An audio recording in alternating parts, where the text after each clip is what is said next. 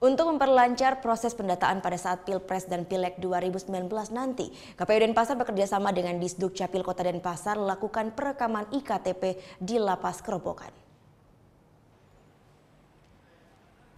Tampak satu persatu warga binaan Lapas Kelas 2A Denpasar mengikuti perekaman ektp yang digelar oleh Dinas Kependudukan Kota Denpasar.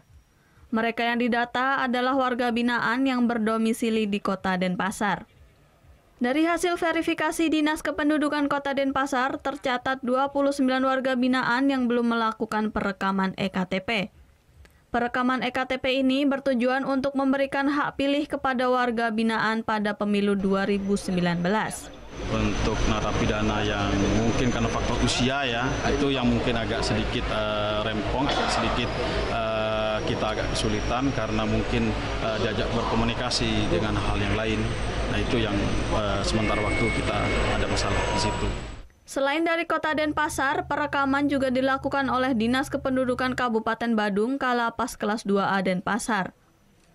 Kegiatan perekaman ektp bagi warga binaan berlangsung serentak di seluruh Indonesia.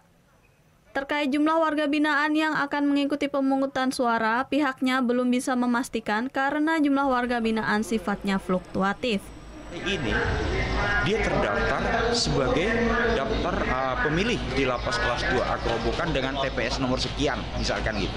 Tetapi pada saat hari H, dia bebas. Nah, akhirnya dia kan harus menggunakan hak pilihnya di luar. Nah, ini prosedurnya bagaimana? Sebelumnya kita tidak dibekali atau yang bersangkutan tidak dibekali dengan pindah memilihnya. Blanko pindah memilihnya dengan formulir berapa misalkan. Atau sebaliknya. Direncanakan saat pemungutan suara pada 17 April nanti, pihaknya akan menyiapkan 3 buah TPS dengan asumsi 1 TPS untuk 200 pemilih.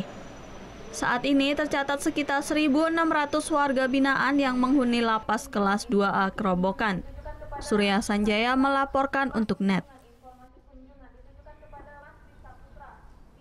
Oh, yang beneran. Iya, oke.